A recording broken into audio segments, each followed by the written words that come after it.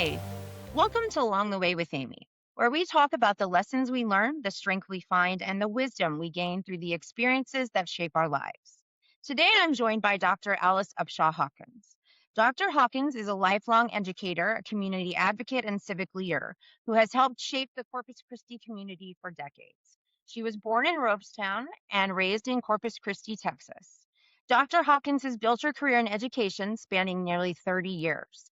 In 2016, she made history becoming the first Black woman elected to the Corpus Christi Independent School District Board of Trustees. That's a long sentence. Yes. Her commitment to service extends well beyond the classroom, including becoming the first Black president of the League of Women Voters of Corpus Christi, where she's worked to encourage civic participation, voter education, and greater involvement by younger generations. She's also been involved with the Corpus Christi NAACP and has served on the City of Corpus Christi Library Board. Throughout her life, Dr. Hawkins has remained focused on education, working with and observing students, educators, and the systems that influence whether children succeed.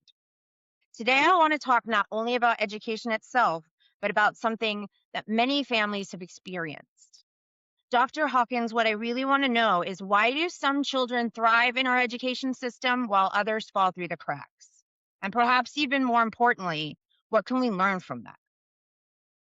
Thank you for Well, joining me. thank you, Amy. Thank you for having me. I appreciate Mhm. this opportunity to speak with you and to talk to you about some things that are really dear and near to my heart. And to answer your question, I believe that the thing that shapes our students more than anything else to begin with is the home life, the early years.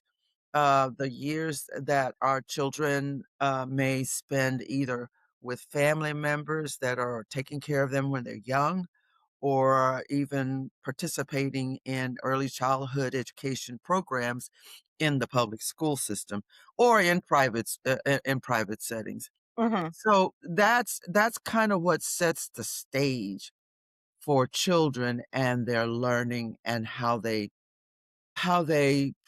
progress through their, educational life. I believe that if the parents do not value education, the children won't. And I'll give you an example. And my example is not me being critical of, the parent and the student, but it's more being, it's an observation. Mhm. I had, when I was first of all, I've actually been in education teaching since 1976. But I spent, you wanna exit out about 15 years, that I spent outside of, education. I spent, 12 years in, communication with, Southwestern Bell Telephone Company, and I spent a couple of years in the oil and gas industry. And the rest of those years have been in education. Mhm.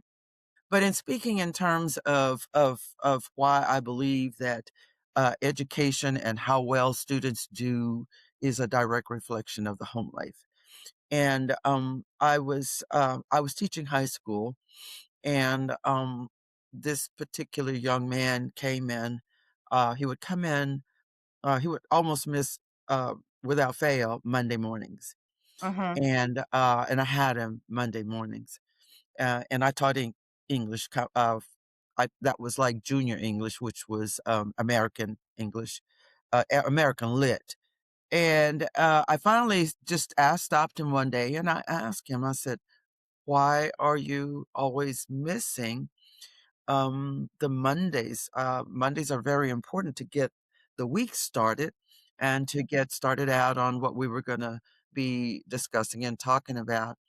And he said, "Well, Mondays are the days that my family and I, do laundry." Um, I work and he worked. They were poor, so as a student, he had to work to help, the family, pay bills and function. So, The point that I'm trying to make here is your economic your economical status has a lot to do with how children progress, not how they learn, because many of our young children who are impoverished have brilliant minds. But it's the home life that starts to shape those minds. And when families are really poor and children have to jump in and help to fund the family finances and how they function in life, this affects the students and how they learn. But with it, when the parents are asking their children to go out and work and help pay the bills, it's not to say that the family doesn't value education. They do, but I don't think that they realize the impact of their children working in fast food restaurants till 12, 1 o'clock in the morning, when that's against the law to begin with. To begin But with, correct, yeah. yes, to begin with. Mhm. But I don't think they really recognize how important it is for their children to be in school and to grasp every nugget of information and learning that they can, so that when they get out, they can there's so many opportunities and things that they can actually invest their time and their life in, that they don't get that. Right, And and I wonder sometimes if it's because in those situations, the family is just worried about the immediate, right? They're just trying to absolutely, survive, and absolutely, they're doing whatever they have to survive, and unfortunately, the child is the one who ends up taking the fall for the whole thing, basically, right? absolutely, that's And right, I that's I know correct. you were saying about, education and parents that are educated, and I wanna say I saw a statistic that kind of threw me a little bit, but not surprised me, that 66% of households who have a parent who's had formal, secondary education will continue on, versus 29% of people who don't. That is a huge gap. Yes, it is. It's a huge gap. And I think that secondary education to me can be something like, say, for example, a trade school, something to where you are building an actual career for yourself, right? You're not worried about I have to work at this fast food job or at this restaurant or at this thing. You're building something for yourself. And I Correct. think that's the thing that I that's the hard part for me, is that parents, I don't seem to see them instilling that self-confidence and that build it for yourself and that go for it kind of at home life. And I don't know if it's just because of the way society is. I don't know. I don't know. Well, I don't know if it's, I think it's a combination of things. I think it's part society. I think it's also part of the mindset of parents and their children. Um, f my mother, um I saw where you said, something that, I'd like to share with you. My mother, was 60 years old when she got her high school diploma. Good for Yeah. her. Yes. Uh, I think that she lived also vicariously through my sister and myself, as teachers, because she always talked to us about wanting to be a teacher. And I don't know if, you start feeding children something early in life, and it manifests itself, actually, in everyday living. And I Mhm. think that that was part and parcel of why and how I became a teacher, as well as my sister. But she valued education, to the point where, we saw her going through these iterations of trying to get her education, trying to get her Mhm. life, back, that she lost when she was early because she had to quit school and, go to work. But my mom was a really smart woman, and I'm amazed when I look back on it, how she did so well with so little. But I think that I'm not sure what how that all happened. I know she had a deep faith in Mhm. God, and that was part of our upbringing. We were raised in the church. We were trained to do right by people, be kind, be nice. Please, thank you, yes, ma'am, no, ma'am. That kind of a thing Mhm. is the education that I got from being growing up in the church and with my mom. She was a single parent, Mhm. um, not by choice. My father, was a truck driver, 18-wheeler, and he died on the highway, Oh, sorry. in his truck. So, from the time I was, like, 9 years old, my mother raised my sister and me, as a single parent. And it was by choice because there were men courting her when we were growing up, and we were kinda ugly to some of them.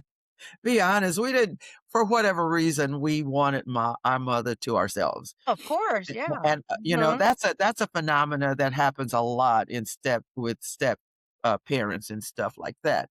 Mhm. Um, but she made a conscious decision to raise us without a negative influence that could possibly present itself as a result of having a stepfather.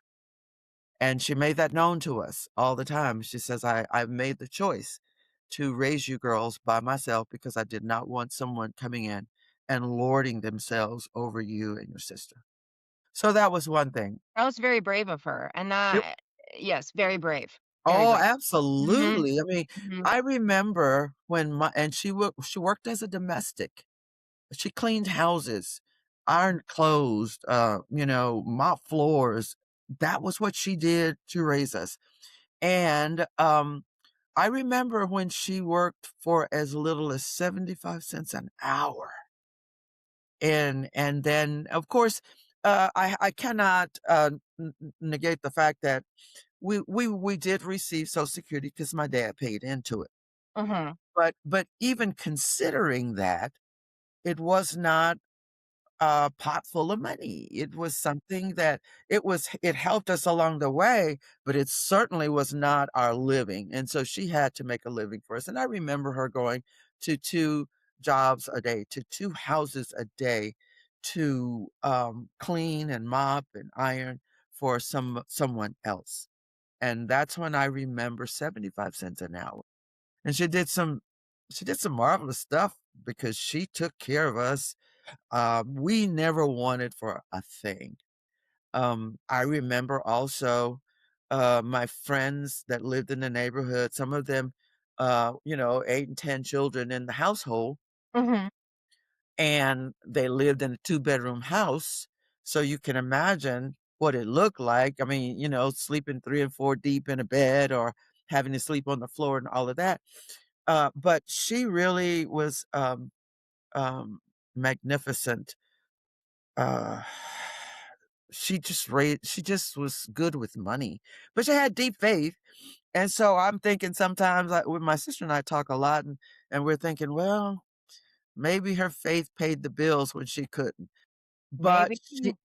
but I will also say that she was smart, she was very decisive, in what she did, and I always think about when I go to buy a large ticket item or something, I'm there mulling over and I'm thinking and I'm asking questions and I'm being critical and what if this and what if that, and my mother would I remember watching her go to maybe the furniture store and she already knew what she wanted.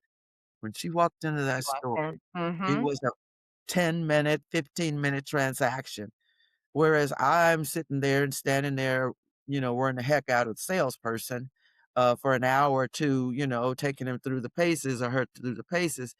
And that was really kind of, I always wanted to be like that. I wanted to be decisive. I didn't wanna be so critical that I weighed the wagon down and Mhm. took the Mhm. fun out of even really shopping, but she was like that.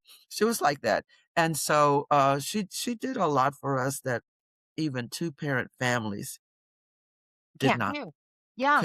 Couldn't I do, didn't do. Right. and yeah, and I think it's so difficult, like, I know when I grew up, we you could still have one parent working and the other parent home, and you Mm, could afford it. You mhm. cannot do that anymore. Couldn't You afford cannot. Mm-mm. not if you want to have any kind of comfortable life at all. That's correct. And I don't know, it really angers me that we've become that way as a society. Yes. I'm not a fan of a lot of things, but that's a whole other Yeah. conversation. But And we can talk about that sometime in the future. yeah, in the future we Yeah. should, because I know you're very civic minded, and so you're involved in a lot of things in that aspect as well. So that would be, yeah, we could have a good conversation. We could have Sure. several conversations probably. Absolutely. I would welcome that. So if we let's go ahead and go back to the classroom for a minute. Okay. And going back to kind of what the pressure that we put on teachers, what we expect of teachers, right? I feel like a lot of parents, we send our kids to school and we expect teachers to teach them everything they need to know, survive in the world, and the ABCs and the one, two, threes and everything, right? Everything. And this Yes. teacher is in a room with a minimum of 20 students and Yes. different classes every day. So you could have approximate what, 100 plus students that you're dealing with every Yes. single day. Well, yes, if you're Cannot give them in middle school and individual high school. attention, it's not possible. Well, if you're teaching middle school and high school, you can have 6 or 7 classes with 30 per student, 30 students per class. So it's feasible to Mhm. see 150, 160, 170, 80 kids. Yes, Every single day. every single day. Every single day, and you Yes, just can't have the impact that they need. They have to have that home involved. And I absolutely. know it's difficult because I have a friend who works in one of the corpus schools, and she deals with, the kids that I don't know what it's called exactly, but, they've had trouble in school, and so they've kind of been sent to a different environment, I guess. Alternative. Yes. Alternative, yes, Mhm. and so she's a social worker, and she has a class in classroom, and she does her thing, and, the things she tells me, it just breaks my heart. It really, truly does. The way that some of these kids come in and they are dirty, and they're embarrassed about it. They are exhausted from working, like you said. They are pregnant. They are in domestic situations that are violent with other children in the schools. And And these in the are things that homes. you and in the homes, and these are Yes, things that you as teachers are dealing with every single day. correct. How can we help you? What can we do to help? I know that's a loaded question, Alice. I know it is. I really truly do. But I don't know where to start, and we have to start somewhere. Yes, now, it's not a loaded question, it's just a question of what environment or for whom is that question intended? Is it intended for the parents? Is it intended for the community? Is it intended for, teachers as well? Mhm. Um, I I think just everyone, right? absolutely, Yeah. absolutely. Yeah. Um, did I pin something or is that Well, I don't know. okay, You there we might go. have, but it's okay. Okay. Uh I think that the help, Amy, comes from, um, a conglomerate of groups. I think first of all, the teachers, then the parents, and then the administration, and then we go to the outside groups of people, stakeholders that can help. And there is not a lot of volunteerism in the schools these days. Now, years Mhm. ago, Mhm. the volunteerism of parents in on the campuses wasn't that big, and it really was not that necessary. But now we find that our kids are coming in more and more with emotional issues, Mhm. and then for some, you layer on top of that economic issues. And then you can actually layer on another of absentee parents, single parent families. There is just this enormous group of players that can jump in and help. Um, I think that, and that's a really hard question. How can we help? Because um, there there has become so many issues. that children didn't have 20 years ago, 30 years ago. Correct. 2010 was the advent of the cell phone, and I think that the cell phone has played a huge, uh, um, part in our kids' behaviors, that is outside of parents and outside of the school. Um, I would love to see our children not spend time on their cell phones. I would love to see parents engaging with their children face to face. I just did the study for my dissertation, and it involved 0 to 6-year-old children and how screen time affects their learning and their behavior. Mhm. Oh, wow. Yes, and what I learned is that um, screen time is detrimental to any child under 2 years old. According to the research, screen time, children under 2 years old should not be exposed to screen time ever. And we Wow. know, and that's the research. And that is also what I found. My research backed up some of the previous research done because the screen is a one-way thing. There's no socialization, there's no interactivity. And what I learned, 0 to 2 years old, these children should not be exposed to screen time at all. They should have lap time. They should be able to engage with a human being in front of them.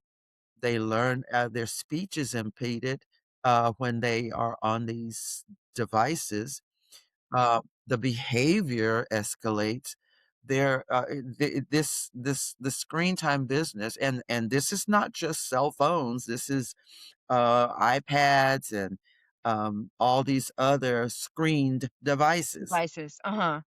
So, so that I think that we need to capture these children at a very early age, and if parents could be a little more interactive with their children at those ages, I think that that would help the child be a little more grounded, and which then that and that is with the understanding that if there is not screen time, that that parent is there being the other person on the other side of him or her, the child. Mhm. Mhm. And that is because we are now seeing so many children coming into pre-K and kinder with speech impediments, speech issues, because they've been allowed to use those cell phones and Yeah, those and they're not having conversations, you no know? conversation. No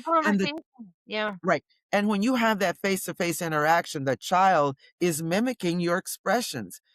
Mhm. When you play with a child and jump a child up on your, lap and smile and go through those emotional paces, that teaches the child how to either be empathetic, to be sad, to be happy, to engage To engage and to with regulate those emotions, right? Because I think yeah, that's a absolutely. factor that I've noticed too, is that it seems that the advent of the social media and the internet and the interacting with people that are, yes, real people, but it's not real life.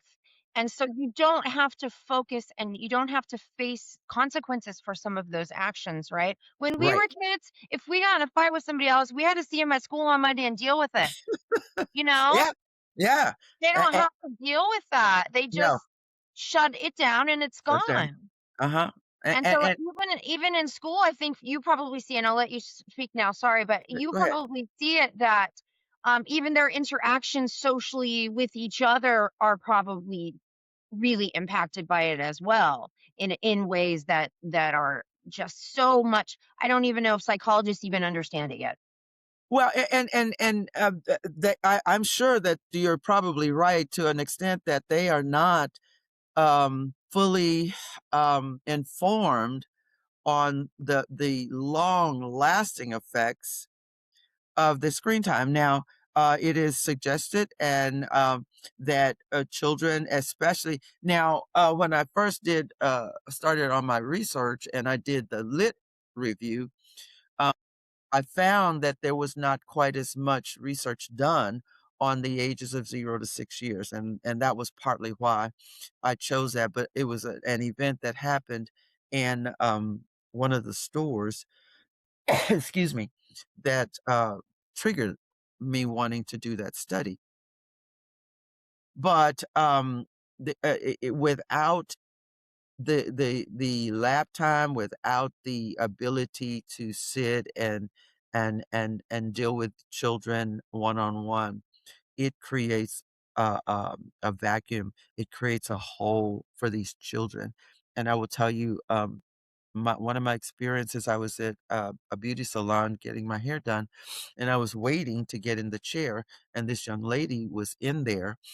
She was already in the chair, and the cosmetologist was working on her and everything, and the whole time that she was there, she had, well, I guess, 2-year-old, 3-year-old maybe, and the child stood at her mother's knees in front of her while the beautician or the cosmetologist was working on the mom, but the mom had her head buried in her phone, and she was swiping, and I'm assuming she was on social media or something, and the child was just standing there at the mom's knees wanting some attention, wanting some affection, wanting the mom to engage, and that was heartbreaking, Amy, to see because when I mean, if she was working on a piece of paper or some kind of application or something that had to get done, maybe that was a different story, but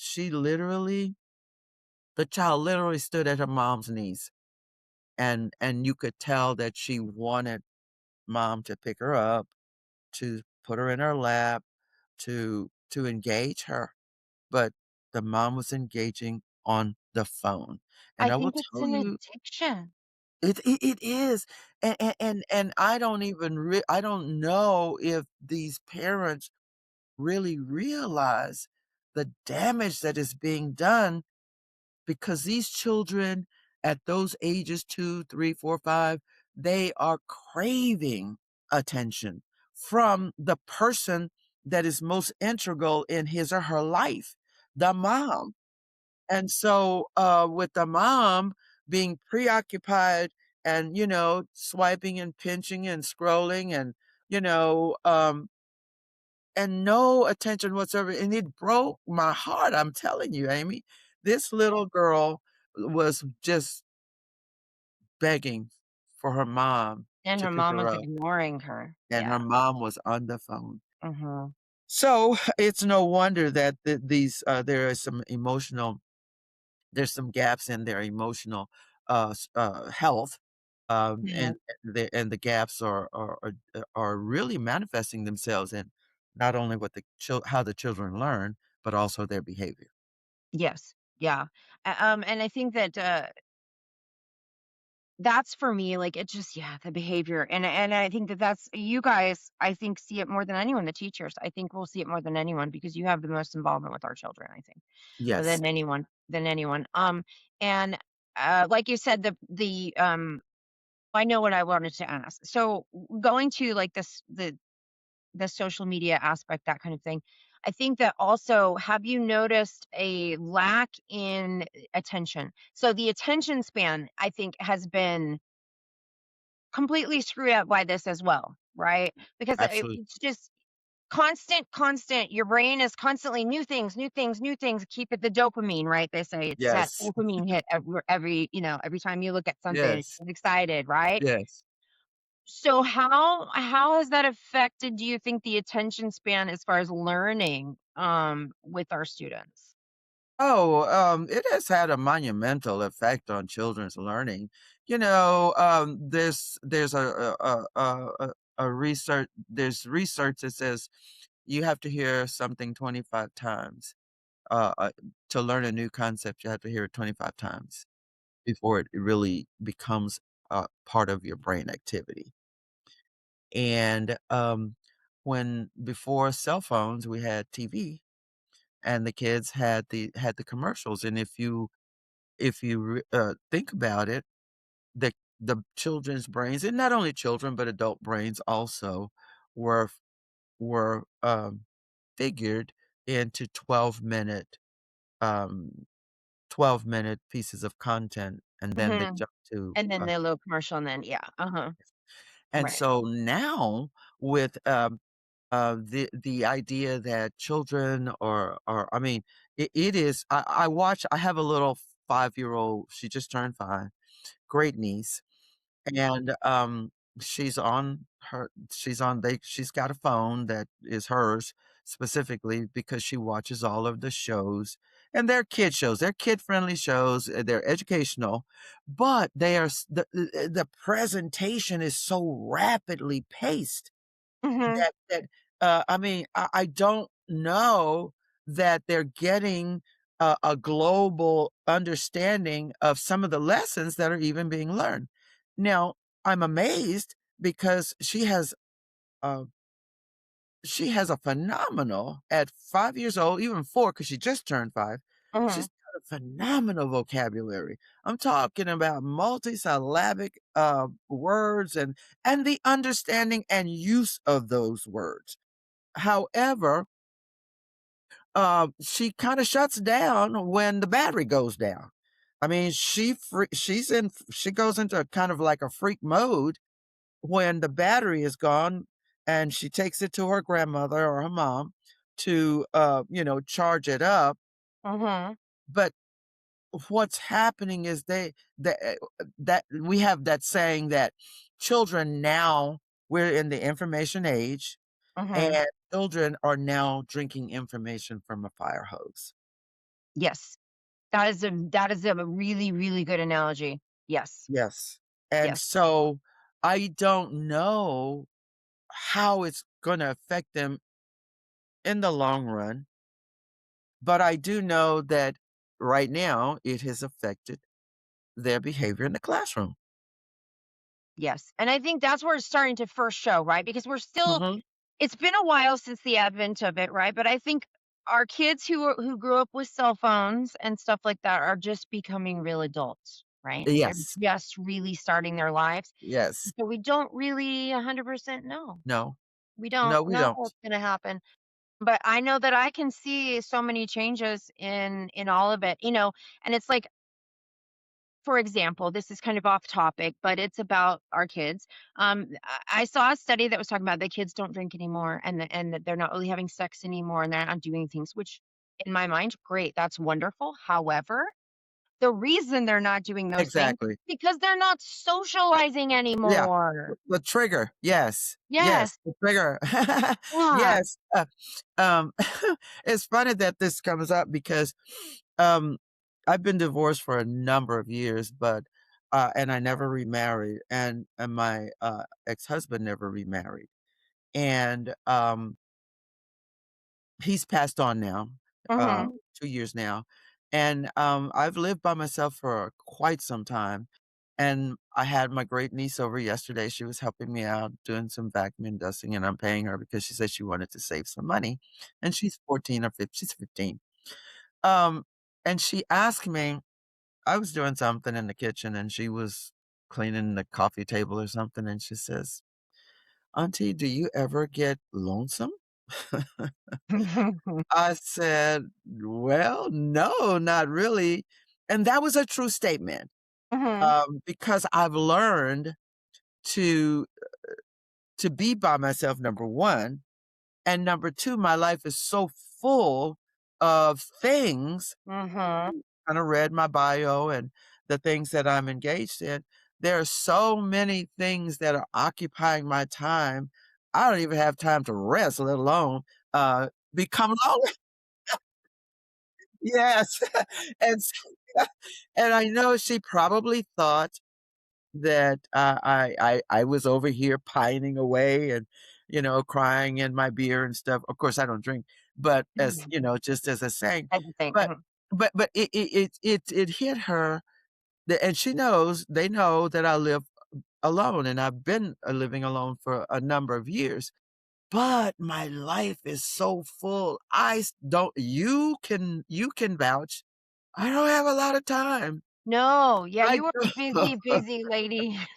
I don't, and when I'm not, trying to get things done, outside of the home and inside of the home and on my job and in all of my volunteerism, I try to sleep, and so I don't think she quite can internalize the fact or why I'm not lonesome. And I just don't have time to be lonesome and pine and cry in a beer. I don't have time for that. I have too many things that I feel like needs to happen, needs to get done, that I need to be a part of, that I need to lend a helping hand, because Yeah. that was always my mama's mantra. Help, help, help. If you're doing something, get over there and help. If you Sometimes, see somebody doing yeah, absolutely. That yes, doesn't exist anymore either, Alice, let me tell you. yes. Tell you, ugh, I have friends whose kids and I go, "What is wrong with you?"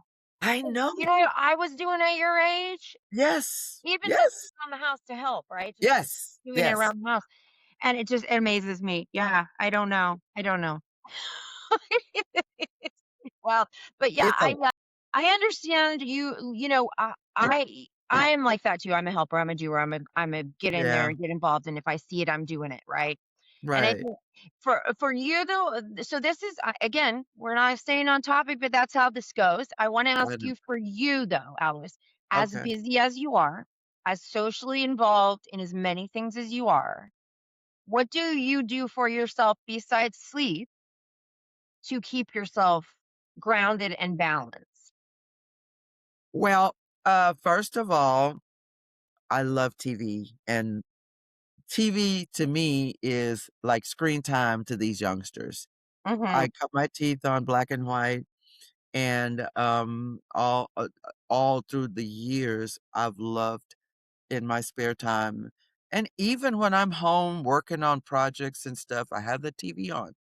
It is, and I tune into, um, all kinds of entertainment. I love, detective stories, I love commentary, I love news stories. I'm just inquisitive like that, and that's kinda who I am. But other than that, I do hang out with a few of my friends. We, love to go out and eat and just talk about everybody and talk about everything that's going Just decompress, yeah. Yes, you and know if I didn't have my ladies' lunch once a month, I will not tell you what I would do. Exactly. And up until, about 2 years ago, I just love to work in my yard. I until the drought hit, I that's my passion. I love flowers. I love gardening. I love to manicure my garden. I have really only hired someone to do my yard in the last couple of years. I had 2 knee replacements, and so it just was not something that I could do. And I always got lots and lots of compliments from my neighbors driving by. "Oh, your yard looks so beautiful." And I love flowers and messing around in the dirt. And this is something that I think I inherited from my mother as well. She could take a twig about an inch long and grow a tree from it. She had a Yeah. green thumb, it was phenomenal, and she would always say, "Well, go give me a little piece of that," and she didn't want anything big, she don't pull it up by the roots, any of that. She wanted just something very small, and she could make something very big, so I enjoy That's that. amazing. Mhm. I try to read as much as I can, but unfortunately, my reading time happens when I get in the bed at night, and of course, about, 2 pages in, my forehead is in the center of the book, Uh-huh. Mhm. but, I enjoy doing that. I enjoy very much visiting with my only sibling. We talk for hours sometimes, about everything, about children, about school, about politics, about church. you name it, that's part of our discussion. We're very close because we're very Mhm. close in age. We're only 13 months apart. And so we have a lot in common. She's a retired educator as well.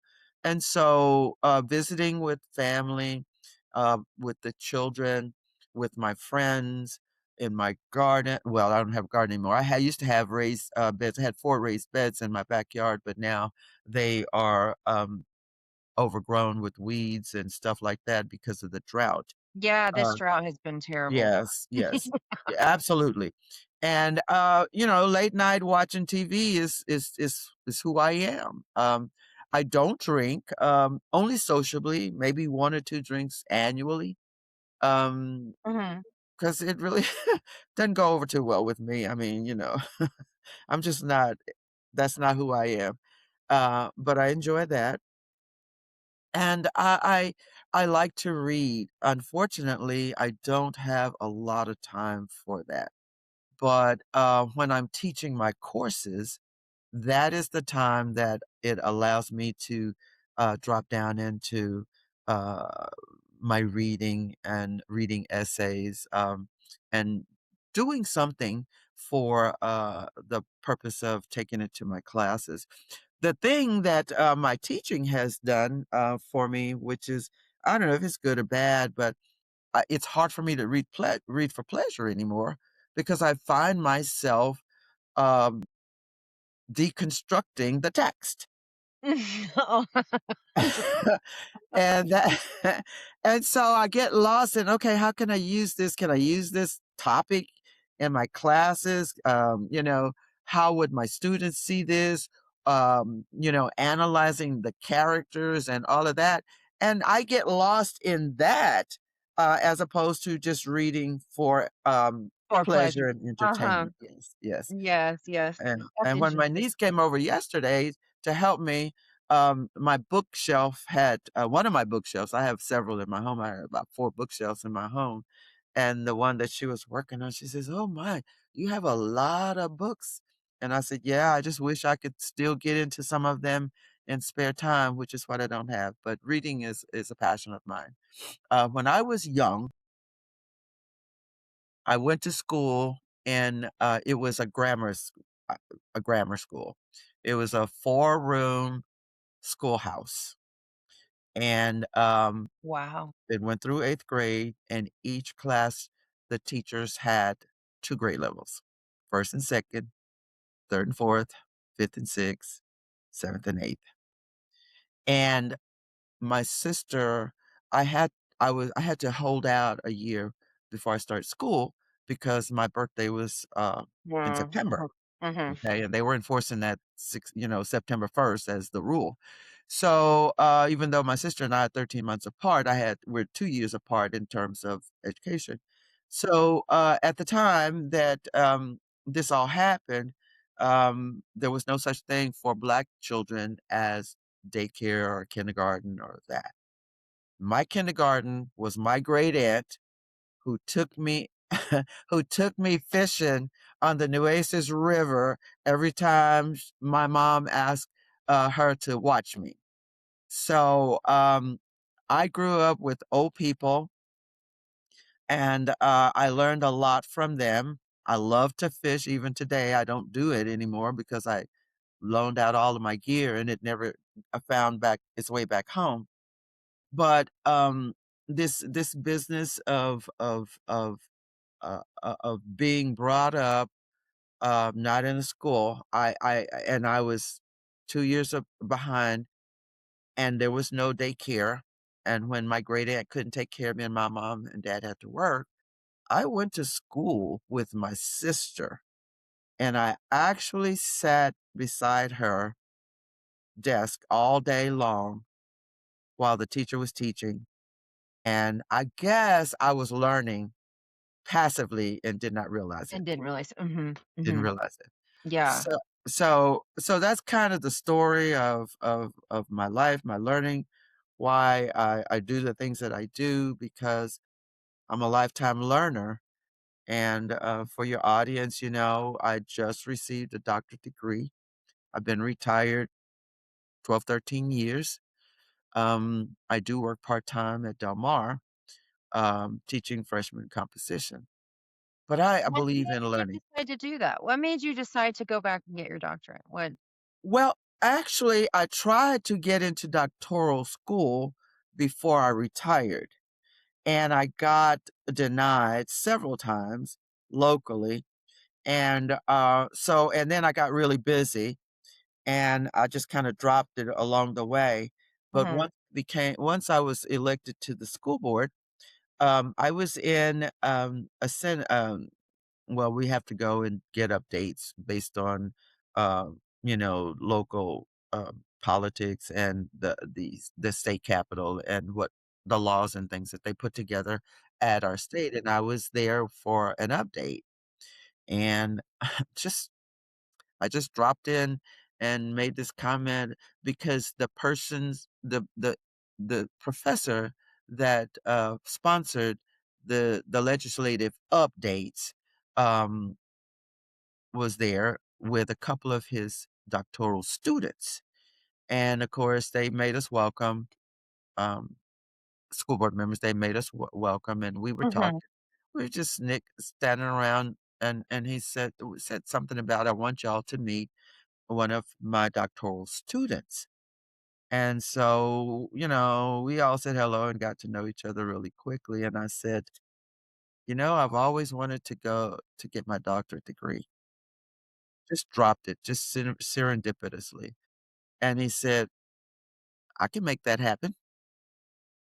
And that is how I got into doctoral school. And he made it happen. And you And he did it. did. And I did it. It You took a did it. while. It was a 7-year trip around the moon and around the sun. But but But you I did it. And Yes.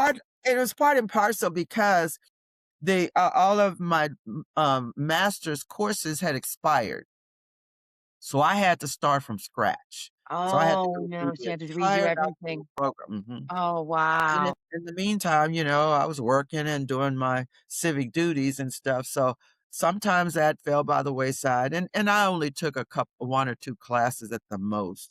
So it took me a while to get through that, but I did it not only because it was a lifelong dream of mine, but I always try to encourage my students and their parents, if I have that opportunity, to never give up on your dreams. And my mom never gave up on hers, and she was the beacon that guided me. 60 years old and getting a high school diploma? Hmm, go figure. So, you retired, getting a doctorate degree. Go figure. It fit right into the plan. That's right.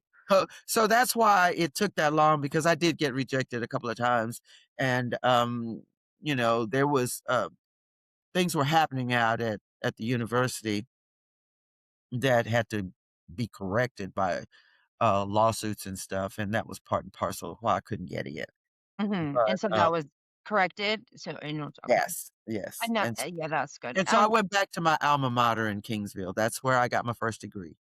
I got my second degree out here at ANMCC, and then the degree I went back to my, bachelor's.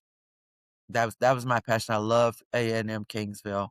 When I was there, it was Texas A&I back in the Mhm. 60s, 70s, but, it changed names, and it has changed names about 4 times already.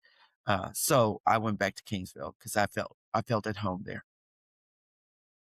Okay, so being on the school board, that you are the board of trustees, I wanna ask you if you can answer this, we'll see. What 3 things well, it's kinda hard. I mean, it's not hard, but I'm hitting you with it. What 3 things do you think that you could pinpoint that could be changed to have the most impact on students and improving their experience, the teacher's experience, the whole education system? If you had 3 magical things you could do, what would you do?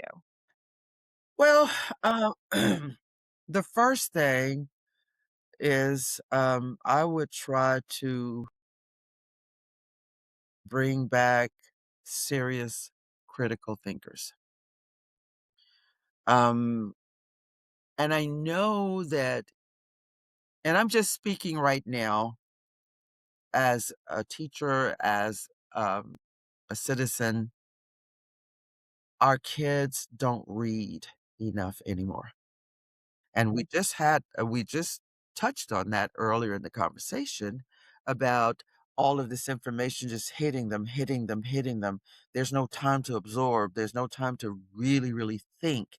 Mhm. And I think what we see now is a parroting back, but not really the idea of thinking critically and and and and generating um, uh, ideas. Retaining things and retaining information, right? Like you said, Exactly. it's hitting them so fast they don't retain anything. So it's Right. almost like it's like looking something up on Google. Say I wanna know something, right? Okay, well, Google whatever is this. I don't remember it. I'm not gonna remember it, You're Alice. not. You're not.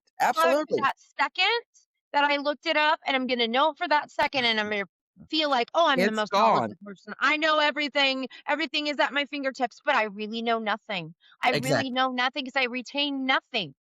Exactly. And that's one, I mean, seriously big thing that I think needs that we need to really kind of till the soil in terms of critical thinkers. And the only way to do that is our students have to read. They have to read books and novels and dense texts and things like that. And I feel like that there is a lacking in your general ed that that's happening. And I'm speaking from experience. Now we do have our accelerated programs, our advanced classes that our Mhm. students take. And I'm kind of coming to you from a secondary level at this point. Um, we have advanced classes, and those kids are challenged. Um, but when you go into regular classrooms, and I've had students to tell me this, when I have my first day of classes at Del Mar, my 1301, which is a freshman comp class, Mhm. the first thing I ask them is, "How many of you love to read?" And out of maybe 25 students, I may have 2 people raise their hands.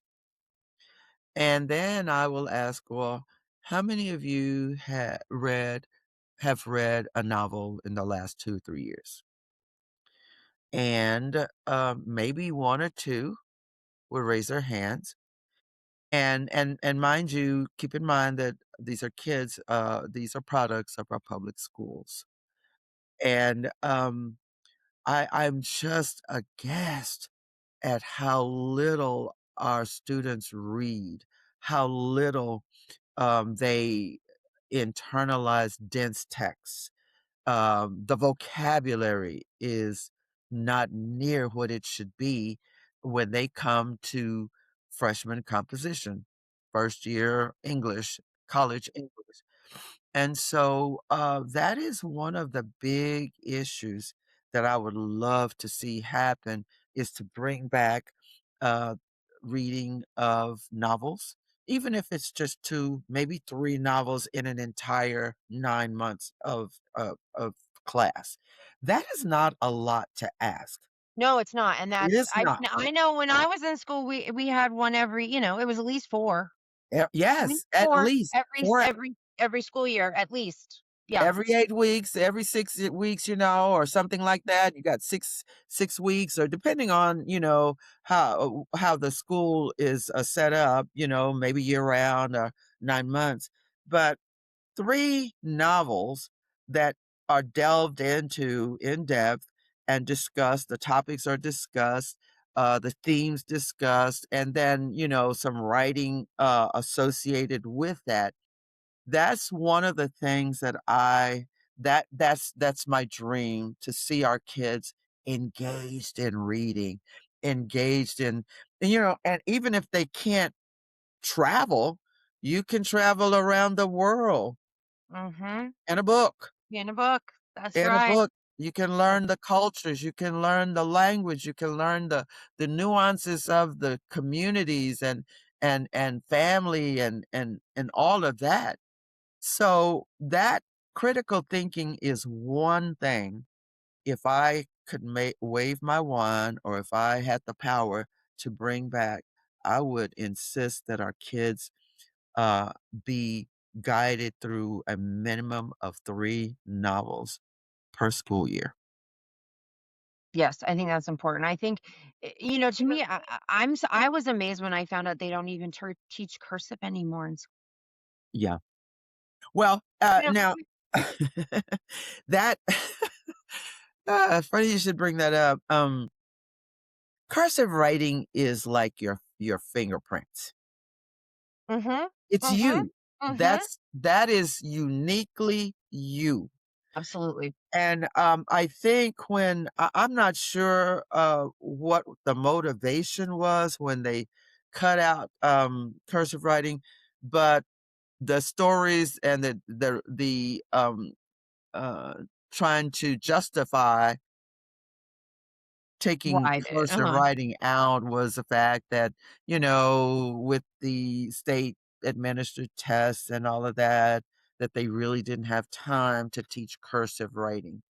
And part and parcel, that may be true because when you encumber a teacher with teaching the curriculum itself and then trying to help students understand how to navigate a state generated test, I can see where it can take away from other things. I mhm, will say, however, I think that the powers that be have begun to understand that not having a child be able to write cursive is that is doing the child a disservice because it is uniquely them. it is It's uniquely like a them, thing. and not only that, I can tell you when I write things out by hand in cursive, they stay. Mhm, mhm. They stay because it's Yes. almost like it's like the artistic part of my brain and the actual thinking logical part of my brain are working together, Well, and Amy, I yes. retain them. Mhm, Amy, when I taught middle school for 3 years, and I will say, no, this is no shade on anybody, but a middle school is hard. It is really hard. But what I wanna say is that, teaching, cursive is it's intuitive, it's physiological, and it is brain it manipulates stuff in your brain. Um, I was I was being trained as I went to this, community of teachers and learners on how to teach writing to middle schoolers. And fortunately, I'm so glad I did it because I still use a lot of the techniques in my I call them 13-year students when they start freshman comp. first year of college, yeah. Uh-huh. But one of the things that I learned is that when you engage the motor skills, the muscles, the fingertips, when you engage the visual, you are engaging the brain in 2 or 3 different ways. Mhm, And when you write something, the brain has to engage in the actual forming of the letters. It engages spelling, it mhm, engages punctuation, it engages thought process. So when you engage all of those things, the physical, the optical, and the brain, you are growing dendrites. You are growing those little hairy things. Every experience that you have ever, just even the words that I'm speaking now, I'm growing dendrites. You are writing to the brain. When you engage that arm, and I'm left-handed, mhm, when I engage my left hand and put something down on paper, I'm using physical muscles, I'm using optical muscles, and I'm using brain muscles. And as you said very astutely, it writes to the brain. Yeah, it absolutely does. When Yes. you tell me something, I hear it, and something else is immediately taking place in my brain. But when I'm writing, I have to force myself to watch what I'm putting on paper, Hmm. internalizing every loop, every dot, every circle, all of that is going into the brain. Yeah, it's all focus. I mean, when you're typing here, we're all used to our keyboards. We don't even have to think. It's muscle memory, Exactly, and exactly. that's not the same. It's not the same. It's not. No, even using the computer keyboards is not even close to, using your hands and your, your muscles, your motor skills, for that. So I definitely and they have, I think many of the educators and counselors and, people who, engage in the art of education realize that that was a mistake. Not teaching cursive writing was a mistake, and we have brought it back in my district, Well, that's and great. yeah, Yeah. and a number of districts. Now, I know my sister, retired, from public schools, but she has worked at a charter school for the last 20 years as a special ed director, and Hmm. before she became that, she augmented her retirement by going to the charter schools, and the first couple of years that she worked there, I think she said she taught either 3rd grade or 3rd or 4th grade, but she said, "Alice, I taught them cursive writing." Because it is so, so important. It's a part of their personality. It's a part of who they are emotionally, mentally, physically. It is, it is like, and I say this all the time, it is their, a manifestation of who they are as a person when they can actually form those letters of their name And on a it's a piece of paper. choice as well in how you form those letters, right? And Yes! although that's what they're supposed to look like, right? Yes, But they don't yes! always look like that. Everyone's looks No. different. Like you said, it's a fingerprint. Everyone's is different. It But is. yeah, we can all figure it out. Okay. So that was good. That was a good answer. I'm gonna ask you now to do the same thing with the civically minded. So civically minded, Alice, if you had a magic wand, Mhm. what would you do? Civically, that would make a big change, you think?